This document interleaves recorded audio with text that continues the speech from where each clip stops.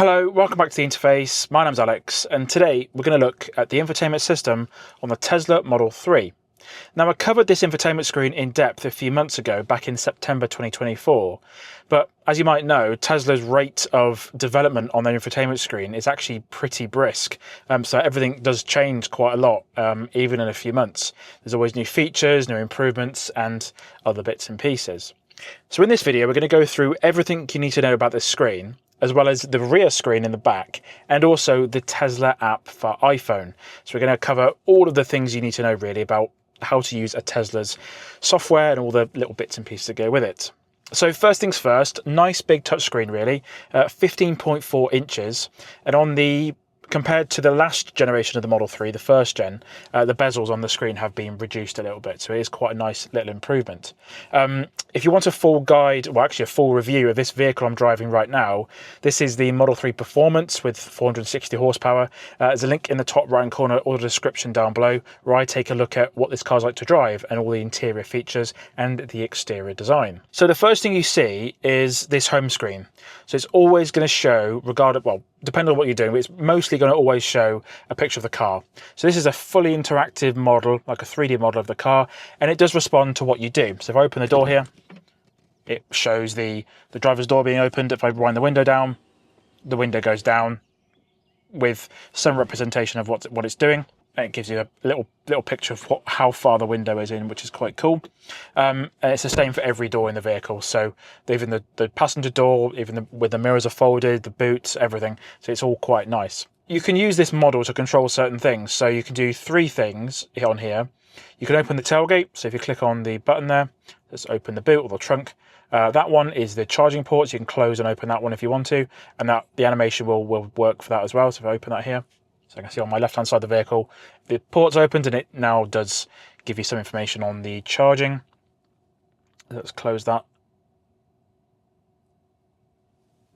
There we go. We can also open the bonnet or the frunk. What are they calling it here? Bonnet. So yeah, it's correct to the British English language.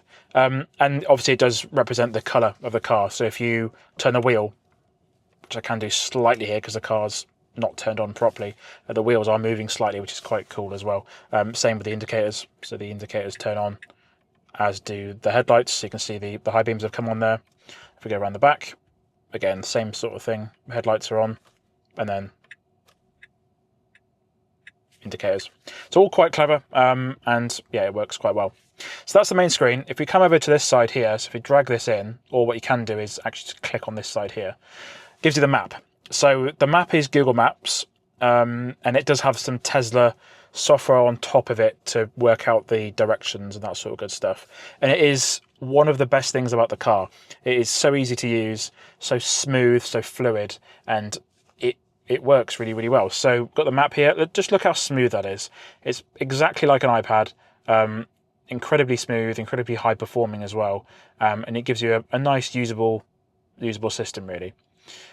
We can also have a satellite view, so if you want the satellite view, you can have that if you want. There's also traffic information here, so you can see all the motorways here the relevant roads have gone orange or red, and it gives you a good idea of how the traffic is. There's also this button here which turns on POIs, or point of interest. So if I zoom in a bit, we've got these different points of interest. That's coming from Google, so you get Google reviews on certain things. That's all quite nice. If we close that here, and again, if we click on that. And then also this one shows the charging stations. What it is doing is showing charging stations that are the Tesla ones. So if we zoom out a bit here, we've got one here, which is on the M42, one of the biggest sites in the UK actually. So you can see there's 25 of 36 available, 250 kilowatt max, and that's what this car can do. The pricing, we've also got some pictures here of other people that have used the chargers, and there's nearby amenities that again comes from Google Maps. So it's really, really up to date, and you've got different items in there. If we set directions to that one here, what it will do is start preconditioning the battery for fast charging. If we end the trip here, again, if we click on this, we've also got some other chargers here. If we zoom out, you can see all the Tesla chargers in the country and how far they are and how busy they are and how much they cost. So for example, Gloucester services, because it is a weird time of day, there's only 8 there, and you have to wait a few minutes to get on that one, so that's all good. Yeah, the big thing about the Tesla is the way it can plan journeys for you. So if I click on here and type in, let's say Munich, because I'm going there at some point later in the year, and I just want to see how long it would take if I went there in a Tesla. So click on this one, going to calculate the route for us. So currently we've got 171 miles of range in the car. And what this will do, this is one of the reasons why people like Tesla so much, is it will give you the entire plan and how long you need to charge for. So it says 14 hours and 33 minutes. And as you can see, there's only 1, 2, 3, 4, 5, 6 stops. And you only spend, let's say, 20 minutes at each one. And in my experience, when you stop to use chargers, you spend more than 20 minutes at each one, so that's all good. That's the fastest one. You got ones with the best amenities, ones that have open restaurants, cafes and restrooms, fewer stops, so we can do it in 1, 2, 3, 4 stops. Still takes slightly longer because you're charging it more than you need to, but you see there it's about 40 minutes per stop. And what you can also do is you can set the arrival energy. So if you tell it, I want to get to Munich with 50% battery, it will then work out the stops again for you. And it gives you a good idea of how long it will take to drive there. So again, it's about the same amount of time. So 6, 8, 22, 21 minutes, 18 minutes, 8 minutes. And then looks like around the corner from where the destination is, there's another pay to park place. That's really, really handy, really easy to use. It's one of the reasons, again, why people like Teslas so much, is you can do all this stuff. It says automatically route, different tolls, avoid motorways, and that's a new one. So it says avoid motorways is a new option within the new software update that came recently, and you can say, oh, I don't want to drive on motorways. And also, you can use third-party stations. So it shows fast charging stations and destination charging stations not owned or serviced by Tesla. So let's turn that on. And what this will do now is it will show other stations. So the non-Tesla ones are in grey, and the red ones are the Tesla ones. Let's just do that a little bit. And they are showing you which ones are full. So that one's, for some reason, there's either people using it or that's just full. That one's got 1 of 2 available. So that is super easy. And obviously the red ones are the ones that are going to be the cheapest, because the non-Tesla ones are quite pricey. And there's actually no pricing information on the third-party ones. So that's the charging side of it. Again, super easy to use. And then this one is the weather. So you've got a nice big weather map. You can get that while you're driving. Give some information about that, which is quite nice as well. So again, the map is always going to live on the left-hand side of the screen. This side is, again, more of the car information and some shortcuts to the what media's playing. Your current trip information, so the odometer, the efficiency on the vehicle, and also your tyre pressure as well. So that's all really, really handy. And again, the map will live here, and it gives you turn-by-turn directions and that sort of good stuff there. Before we go any further on all the apps that come with the screen, I just want to cover how you interact with the screen in general. So there's a bottom row of icons here, and that's always going to live there, regardless of what you do. It's mainly all your shortcuts. So on this side, you've got the volume. So you can turn that down, and that's a really nice look. So you can turn it down, and it goes past the screen, so you can just do that. You haven't got to take your eyes off the road. You can just click on that and then look, and then your ears will pick up how loud it is, obviously. So that's really, really smooth, and you can also do that as well if you want a bit more granular control. But that's really cool, and there's some other options in there. If you swipe up from the bottom, that is your climate. So it doesn't always need to be there. You can click on this button here, which does also open the climate. But you can, again, swipe up from the bottom, and that's really handy. And there is also different modes for the climate. Which keeps the climate enabled. And that will keep the climate on even if you leave the car. And it will keep the climate on until the car runs out of battery or below 20%. You can control the air conditioning in the rear if you want to. So you can direct that quite nicely.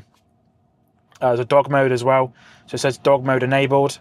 That will stay on after you exit and tell you that your driver's left a dog in the car and it's not to worry, so that's all good. And then camp mode as well.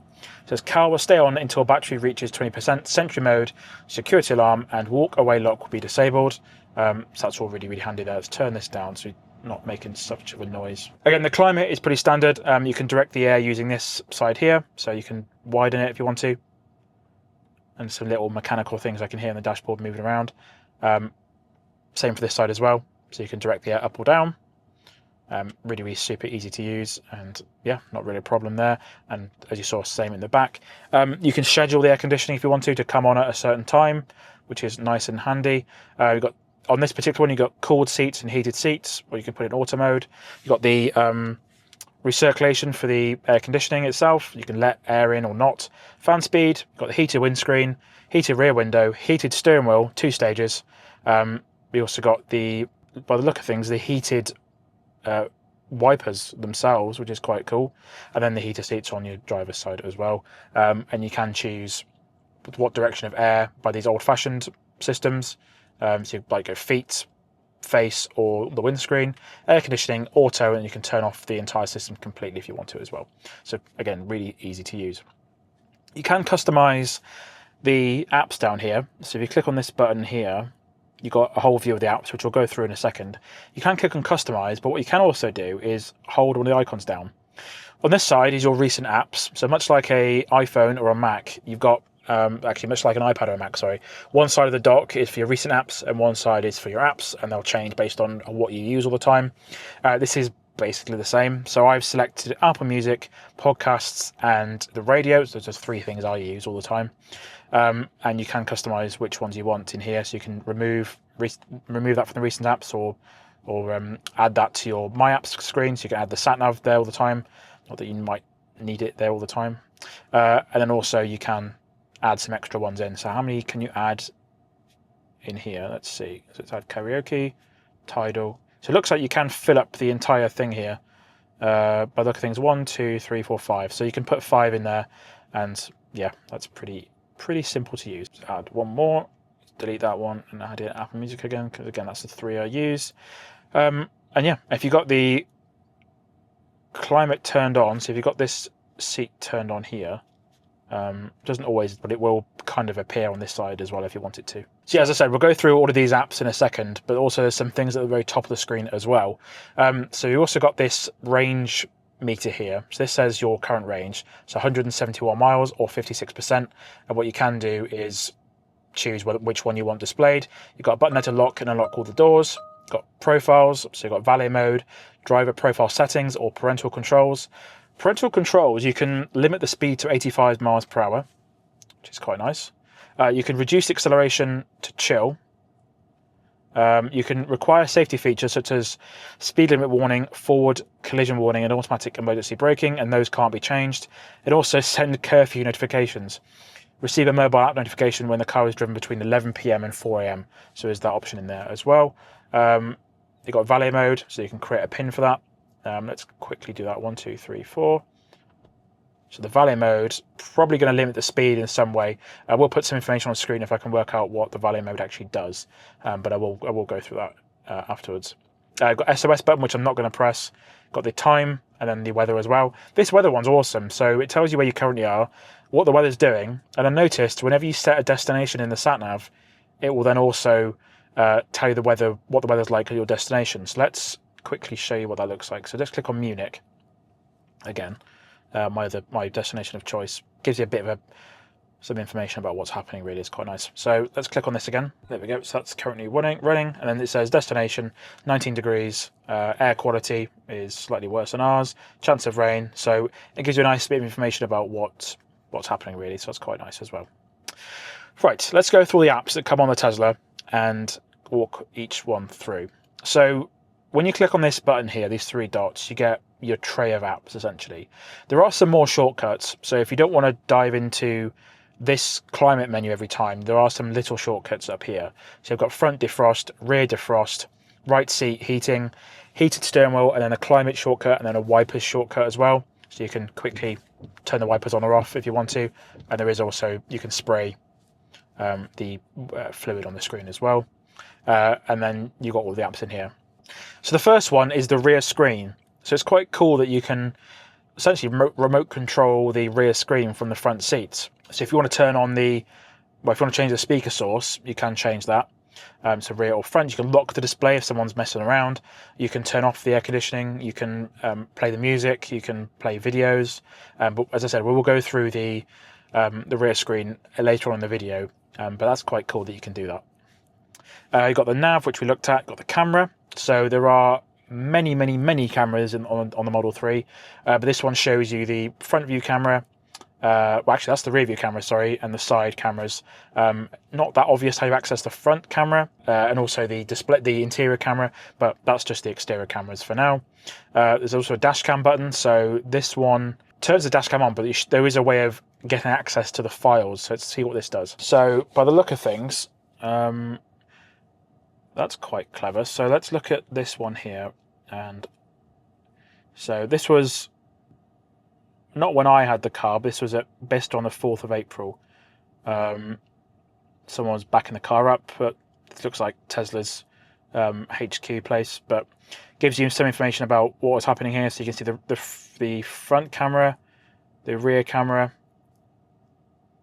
the back cameras here. We've got the front camera directly, the back camera again, left camera, right camera, left pillar, and right pillar. There's for some reason they're disabled. But if you imagine you had a crash, what other dashcam system is going to give you this level of data and camera footage? That's really quite useful. And you say you could have jumped to the event where you needed the dashcam. I think it's because whoever's parking this got a bit too close to the back potentially. But yeah, it's really quite clever. There's also Sentry mode, which I haven't had turned on while I've been using the car, so that's really handy. So there we go. We've also got the energy button, so this gives you some information about how efficient the car was over time. So you can do it over the last 10 miles, you can do it over 100 miles, or the last 200 miles. So it says 251.1 watt hours per mile, and you can clear it, but it doesn't actually tell you what it is in miles per kilowatt hour. So we'll put it on screen of what that does equal, but I believe that's nearly 4 miles per kilowatt hour. So that's actually pretty decent. And yeah, that's basically what I've been getting, which is quite nice. There's also park, so it tells you how much energy you have been using in park. So let's say since last charge, just says optimal. Says screen time, you've lost 2.1 miles, preconditioning 2 miles of range, 2.6 miles of standby, and then drive as well. So it says here, previous trip, Supercharger Rugby Junction 1, which is what the destination I put in earlier. So it says last projection, 111 miles of range, and there's some other items in there too. So really useful app. It looks confusing to start with, but it is fairly simple. It tells you exactly what you've been doing in terms of energy use.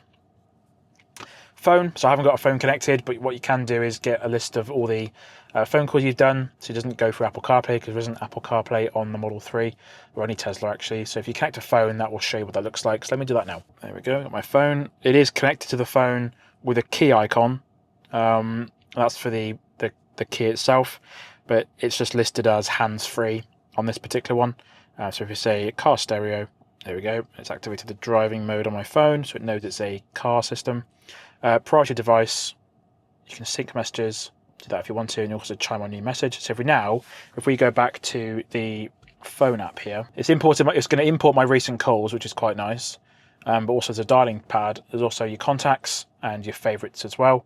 Let's wait for this to import my calls and see how clever that is really. So there you go, got a big list of all the calls I've made. It's importing them from history, so that's quite nice. Contacts again, done the same thing. And then favorites as well. So it's imported the profile pictures from my phone, but also the numbers and all the different details. That's really nice and easy to use. Calendar. So let's do that. So you can enable calendar access on your phone. On your phone, allow calendar access for this mobile app. So what you have to do for this one is go to the Tesla app settings on your phone, and then you have to enable the calendar access for that one. So it says full access, and that has been done, but I'm not entirely sure why that's not working.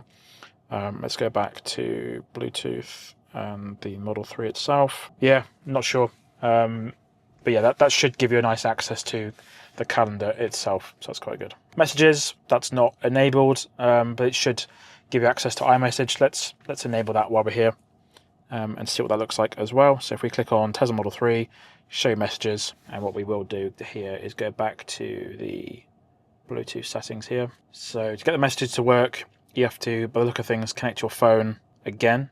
There we go. Sync messages. So we connect that up. Now I've turned on the sync messages in my phone in Bluetooth settings. You should now be able to enable this sync messages option. So it'll sync over all of your text messages, and you can respond to them if you want to. Let's do that. There we go. And it says, due to limitations on Bluetooth for iPhones, you can't send group messages. Click on that button there, and it says new messages will appear here. So if I send myself a message, there we go. So you get a new message there. You can press that button to read. Alex says, test. And you can reply with that one. So click on that here. So you can reply with your voice. Test received. There we go. Comes through. Super easy to use. And because I've sent it to myself, it does say sent with Siri. So that's all quite easy to use. Nice. That's good. Let's go to Zoom. So what you can do is use the interior camera and make a Zoom call if you want to. So let's demo that. So we're going to do join. We're going to do sign in. So I managed to get Zoom signed in on the Tesla. It says, please do not use this while driving, which is absolutely acceptable. You also got join a meeting, and you got a new meeting here. So let's make a new meeting and see what this looks like. Obviously, I'm not going to have anyone join the call, but it gives you a good idea of what the interior camera actually looks like as well. I think that's the only way of doing things, really. So there you go. You can start the meeting. There's an interior camera just up here, so it gives you a good idea of what that looks like as well. You can't really adjust it by the look of things, but you can record the call, you can pause the call, and you can stop it as well. That interior camera isn't overly crisp, but it does serve a purpose. So if you are on the road and traveling, you can at least use this camera to do the certain things. The other app is the Theatre.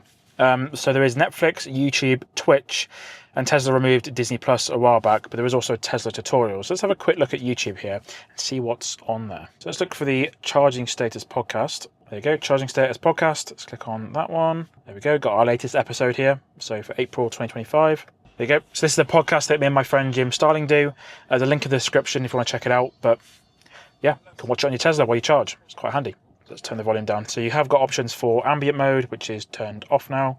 You've got quality, 1080p, so you can load that if you want to. Stable volume, there's stats for nerds as well, so you can see how quickly it's connecting. So you've got 10 megs per second, 10 megabits per second potentially. So that's quite good. That's quite handy to have that information there. And yeah, looks pretty decent to be fair. So that's YouTube on the Tesla. So just click on that button there. I'll go back a page here. So you've also got Netflix as well, so you can sign in with your Netflix account and get access to that while you charge. Twitch and YouTube, Tesla tutorials as well. That's quite nice. There's also Arcade. So you need a controller for some of these ones, and because the GPU in the Tesla is really, really powerful, it can actually run some quite advanced games such as Fallout Shelter, so that's quite handy. We have got some basic games like Beach Buggy Racing 2. Let's play game. It says create a profile, play offline for now. Very, very sensitive, I've noticed. Very, very little movement is actually needed to move the car. It is quite easy to use. There we go. There's other games in there if you want to play those as well. Lots and lots of good fun, and you can play those games on the rear screen as well, which is quite nice. So now I've finished the game. It's stiffed up the steering wheel there. Toybox as well. Got Light Show, so you can schedule a show and have that play out loud. Got Rainbow Road, and that will have a rainbow effect on the steering wheel on the road. Sorry, when you're using the autopilot. We've got Emissions, so you can fart on demand.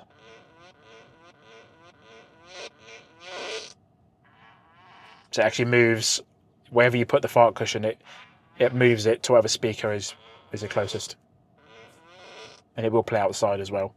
You've got Boombox, so you can have the music play outside.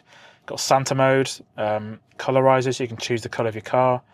Tracks, you can make a new audio session. There's romance mode, so let's have a quick look at this. So it turns the heating on, which I don't really want today because it is quite warm outside, and it turns the heated seat on as well, which I don't want either. Sketchpad, so you can draw stuff. So you've got an eraser mode, and you can publish them as well. So that's quite nice.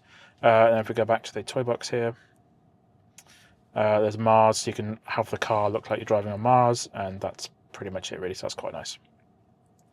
Browser, so this is quite good. So you can't open tabs, it is slightly limited, but what you can do is visit your favourite website, theinterface.uk. Let's see how that looks on the Tesla interface, sorry. So super smooth, looks like a desktop. So yeah, that's the browser mode, and that works pretty well. You can't do any speed tests, I've noticed. Doesn't actually probably work, but there's some favourites you can add in there. So you've got Tesla TV. That's one of the favourites, app.tesla TV. So someone saved that, and you can watch iPlayer and Channel 4 if you want to, and Apple TV Plus. So that's quite nice. And yeah, that's pretty much it really. If we go to this one's the manual. So there's all sorts of items in here to tell you how to use the car, like adjusting mirrors, regenerative braking, engine drive. So they've made things really easy to understand. And there's also release notes for the various software updates that Tesla have done as well, which is quite nice. There's also Spotify, which, yeah, if you've got Spotify, you can use that. Someone's actually been left logged in on there, so let's sign them out. We've got Bluetooth, so you can play audio from your phone if you want to, or you can direct something. You can directly play something from the car instead from your phone, which is quite nice as well. There's the radio mode, which will stop. So you've got all the various radios in the country, and you can directly tune into a specific frequency, or you can choose a DAB station. There's karaoke, so I'm not going to sing on this episode, but you can sing along to different songs. Yeah, no one needs to hear that. And there's also Tidal. Again, you can sign into Tidal if you want to on there. Also, Apple Music, so same sort of stuff. You can get access to all your music natively as you would on your phone, and it all syncs up very, very easily. Apple Podcasts as well. So if you do happen to want to listen to Charging Status, you can do, and you've got that on here. So you've got all the different podcasts you've got, and I've noticed it is super, super simple, because all you need to do is you can sign in with a QR code, and then if you do listen to a episode of a podcast on your phone, it will automatically take over and sync up with the app on the Tesla. So that's really, really easy. Got Audible, which is quite nice as well. Amazon Music, YouTube Music, and then also Tune In, which is online radio versus the radio built into the Tesla, but it does work pretty well there. That's all the apps on the car. The last one we're going to go through is the settings app. You just click on this car down here. That's all the settings on the car. So that's really, really easy to use. A few little things in here. So we've got search. So you can search all the settings and get access to a certain thing if you want to. There's some suggestions as well. You've got profile. So you've got all the different items we looked at earlier. Notifications. So it tells you if the windscreen washes low on fluid. Also got the LTE signal. There's Wi-Fi networks you can connect to as well. But also Bluetooth here as well. But you can, yeah, you've got 3 bars where I currently am. And I've noticed, compared to my phone anyway, I'm using EE in the UK. This does have really, really good reception. So that's really nice. So first one in here is controls. So this is where all your main controls are, because there's very limited stuff in terms of buttons in the Tesla. So that's all quite nice. We've got the lights here. So that's how you turn the lights off. So exterior lights are off, auto high beams on or off, automatic lights turned on. You can fold the mirrors. And again, that replicates on the little screen of the car there. You can unfold that. Window lock, you can open the glove box. So that's how you open that. There's nothing really in there. It's magnetically shut, actually, by the sound of things, which is quite cool. Very loud to close. Wipers off or auto, or you can put them on 1. You can adjust the mirrors here. So you use the little wheel to control the mirrors, which is quite nice. You can save the position on that one. Recording, so that's the dash cam. Sentry mode, you can adjust the height on the steering wheel. Again, same sort of thing really. So all you do is adjust that button there, and that moves the steering wheel around. You can save that position too. Neutral, you can put the car in neutral, and then also the car wash mode. So car wash mode closes all windows, locks the charge port, and disables windscreen wipers. Sentry mode, walkway door locks and parking sensor chimes. Yeah, there you go. Works quite well. And then the brightness on the screen, so you can turn that up or down, or just auto if you want it on auto. Dynamics, so you can choose acceleration level. You've got chill, standard, or insane. I've had the car in insane mode, and it is, as it sounds, it is insane. Definitely recommend trying that out if you get to drive a Model 3 Performance at some point. It is absolutely rapid. Ride and handling, I did find that the car is noticeably stiff and a bit uncomfortable in the sport mode, and just changing between these two modes, it makes a big difference. So personally, I like it in the standard mode, and it still handles in a really, really nice way. So what it says here is ride and handling adjusted in real time to optimize both how comfortable the ride feels and how the vehicle handles in response. All modes continuously adapt to changing conditions, but yeah, it says sport mode provides a firmer, more controlled ride and increases driver engagement. So yeah, personally prefer the standard mode. There is 3 different settings for the steering weight. So you've got light, standard, or heavy. And in heavy mode, it is actually quite heavy as well. Track mode. So because this one is the performance model, this one does have a very, very extensive track mode. I haven't been able to test it because you should not use it on any public roads at all. I haven't had access to a track or anything, so I haven't had a chance to use this. But by the look of things and by the reviews I've watched, it is really, really fun. and it does work quite well. So you can go in here and customize how everything is set. You can even make a new profile, and you can customize everything else for that as well. Auto shift beta, so you've got off, out of park, or on. Because on the Model 3 Highland, or the new Model 3, sorry, the gear shift is on the screen. There's now some options here to choose when it will select what gear you want for you. Charging, so it tells you your range, 169 miles. You can set a charge limit, so you can reduce the amperage down to 16 amps or whatever amperage you want. You can open the charge port, you can set the percentage limit it does. It's got 100 or 80%, and it will tell you how long it will take to charge each one. And then the paid charging sessions, how much it costs to charge at a particular place, and yeah, where you went as well. Autopilot, so autopilot features traffic aware cruise control or auto steer beta, and there are some options in here. So we have got single click on the button here to enable autopilot. You can set the speed, current or speed limit, and you can do a percentage or a fixed speed.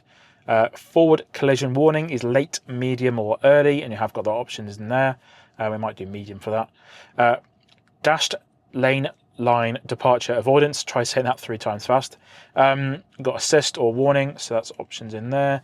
Obstacle aware acceleration, so that's if it detects an obstacle in front of you, it will put the brakes on at low speed. Automatic emergency braking, disable auto steer beta to modify, and then speed limit zone chime and green traffic light chime is customizable as well. Locks here, so it tells you the keys that are active with the car. So at the moment my phone is the active key. There is also a few key cards and key fobs that will work with this vehicle, and you can add a new key if you want to. And we have also got child lock, window lock, walk away, door lock, and it can exclude that to your phone. Automatically lock the doors and boots when leaving with your phone or key fob. Hands-free trunk, driver door unlock mode and unlock on park. Car left, open notifications, door and windows, and there's some confirmations here. So you can customize the lock sound if you want to, which we're going to turn off because it is actually quite annoying. Back to the settings here. So we were under locks. Yeah, you can customize that and close windows on lock as well, which is quite a nice little feature. Lights, headlights, auto, automatic indicator cancel, auto cancel, adaptive headlights, headlights after exit, accent lights and footwell lights and dome lights, all of the different options in the car. So you can turn these little lights on by touching them as well up there. Seats, so you've got the heated seats, so off, and the back ones are just heated. The front ones are cooled and heated as well. And you can also move the passenger seat. So my tripod's on the passenger seat there, so you get the sort of idea. You can move that seat out of the way if you want to. Display, so you've got auto, so that's a whiter colour. You've got light or dark. We have it on dark mode, it's a bit easy to read. You've got reduced blue light as well, and automatic blind spot cameras, and there's a screen cleaning mode as well, and you can lock the rear display. Scroll wheel function, acceleration mode, fan speed, and you can customize what these little scrolls do. Essentially, you can fold the mirrors, acceleration mode, ask each time, and then those are the languages for the car, and so you can choose the language for the voice assistant or the region or the keyboard. Text sizes, you can choose the mode of that if you want to. Got 12-hour clock or 24 hours. Got large font, I'm not going to reset that. Miles and all the different items in there for units and measurements and things. Got schedules, so you've got charge schedules, preconditioning schedules, current location schedules as well. Safety, so you've got Sentry mode, auto enable Sentry in park, and then there's some camera-based detections. View camera via mobile app, so you can turn that on if you want to. Dashcam is auto or on honk, and the delete dashcam clips, format USB drive, automatic blind spot camera, blind spot collision warning chime, blind spot warning light, rear cross traffic chime, allow mobile access, allow keyless driving, valet mode, pin to drive, glove box pin, so you can lock that glove box away if you want to. There's speed limits, cabin overheat protections as well, and you can lower the volume. And then this one is Joe mode. So enabling Joe mode reduces the volume of your car's chimes. The quieter chimes continue to alert the driver effectively and minimize disruption to passengers in the rear seats, e.g. Joe's kids. So that's quite nice, the Joe mode in there. And then the park brake. Foot must be on brake pedal, and you can hold that and enable the park brake if you want to. Service mode, so it tells you the recommended pressures for the car is 42 psi. I'm going to put my seatbelt on because it is chiming at me now. So the recommended pressure is 42 psi. These are all at 44 psi. You've got wiper service mode, so it puts that in service mode. Car wash mode, adjust headlights. So you can calibrate the headlights. So that's quite nice there. You've got camera previews, so that's not live streamed. This live stream is not saved or transmitted. So there we go. That's how we view the interior camera. So when I used it in the zoom mode earlier, that was giving me a cropped view of the car. So you've got the cabin camera, got the main camera here at the front, got the wide camera out the front. So that's in the section up there, I believe. Left door pillar. There we go. Left fender. There we go. Loads of cameras. Right door pillar. Right fender. Then rear view as well. So that's quite nice. But the cabin camera is quite interesting. So you can see what's happening in the cabin. So hello. Factory reset. Clear browser data. Battery health. So your battery health. There's a battery health test, which we're not going to do now. Driver seat calibration. Towing. So put it in towing mode. Wheel and tyre. So you can tell it what wheels you've got, which is nice. Whatever tyres you've got. So we've got I think it's not entirely sure what tyres are on this car.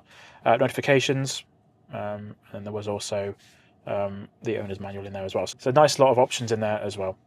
Software. So this one is on version, let's see, it's on version 12.25 4.1. So the release notes for this, it says alternative trip plans, which is quite nice, which we looked at earlier. Avoid motorways, Dashcam update and side camera recording. Save boot height based on location. Keyboard languages is new. Keep power accessory on, that's also new. And then minor updates. So it says some other options in there. And then you can customize the color of the car that's displayed, and you can name your car as well. You've got Model 3, the mileage, the VIN number, and then also it's got a heat pump. Garage door opener is not installed. AMD Ryzen chip. It's got 4G, 3G, and 2G modem. Induction motor. Permanent magnet motor. Wi-Fi MAC address. SAL IMEI and various order systems in there. It's all quite nice, really. And you can choose if it's standard or advanced. Basically, if you choose the standard mode, there'll be a bit more gradual the updates, and if you're advanced, there'll be a very, very immediate. But you could run the risk of issues potentially using that. So navigation volume, you can customize all that stuff in there. Online routing and speed camera chines, avoid motorways, avoid ferries. You've got third-party charging stations. Trips, so you can see the efficiency on the vehicle, and you can also move those trips down here. So if we click on this one, you've got all the trips in there, which is quite nice to see. So that's quite good. So I reset this 20 miles ago, but getting 5 miles per kilowatt hour, which is pretty good. An average energy. Sorry, that's not 5 miles per kilowatt hour. Sorry, average energy is 250 watt-hours per mile, and that's about 4 miles per kilowatt hour, just slightly over. And I've used 5 kilowatt hours to drive 20 miles basically. Wi-Fi and then Bluetooth. So Wi-Fi, you can connect the car to Wi-Fi network to do updates and remote control if you live in an area with bad phone signal. There's also Bluetooth, you can sync your messages, and got nearby devices as well. So that is pretty much it for the infotainment screen on the Tesla Model 3. It's great. It's a really, really easy to use system. There's so much simplicity to it, and it's what most infotainment screens should be. There's loads of customization in there for various things. The Dashcam feature is probably my favorite one. So it's really, really good. So now what we're going to do is look at the mobile app for iPhone and that rear screen as well. So I just want to quickly go through this screen here. So we had a quick look at the remote control feature for the rear screen, but it is fairly simple to use. You can turn the fan on and off if you want to in the back. So that fan boots up and it's all here. You can customize all that. See how that moves. The little blades in there do move by the look of things, which is quite cool. So if we move that around, the little blades move. I don't know if you can see that there. Got the fan speed there, so turn that off there. We've got the heated seats in the back. You can move the passenger seat forward and back from the back seat, which is quite cool. Music, so that's playing on the radio. Video, so you can play YouTube if you want to. It says audio muted, but you can play some relative videos in there. Got the games on the car. You've also got the settings, so you can customize the brightness here, so you can adjust that if you want to as well, and add new headphones, and then the volume as well, so you can choose how loud everything is in the back. So what we're going to do now is go through the Tesla app and see what features you get. So this, in my opinion, is probably one of the best apps you can get for a EV or just any car, really. Really, really simple, really, really easily laid out. Everything's where you'd expect it to be. So we have got some remote controls here. So what you can do is lock the car. That's quite nice. You can customize the climate control, so it's turned it on and off. And what I believe it's doing is when it's connected via Bluetooth with your phone, it's not going via Tesla servers and just using the Bluetooth, which is quite nice. You can also open the charging socket and close it again. Open the boot, control the music on here as well, which is quite nice. There's some controls as well. So again, we can do the same sort of stuff you can do here. You can start the car, you can flash, you can vent the horn, so you can vent the car as well. All the windows go down by a tad. You can close them again, which is quite nice. And you can also check the PSI. It says recommending the PSI level as well. Climate, so you can precondition the car. So if it is super, super hot, you can see the interior temperature in here, which is quite nice. And you can also defrost it, camp mode, dog mode, cabin overheat protection as well. You can also see location, so you can see where you are in relation to the car, and then you can find your car again in a big car park, which is really nice to see. There's the schedule, so you can precondition schedules and light show as well. Security, so Dashcam viewer, view the save clips. You can sentry mode turn on, speed limit turn on, phone key turn on as well, and then upgrades as well. So you can purchase some accessories for the car if you want to as well.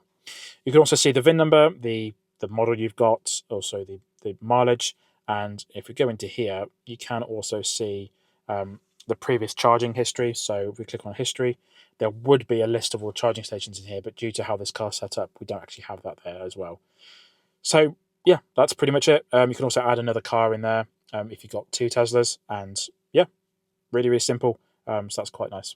So that's been a look at the infotainment system on the Tesla Model 3 for 2025. If you like this sort of content, please consider subscribing to Interface Cars.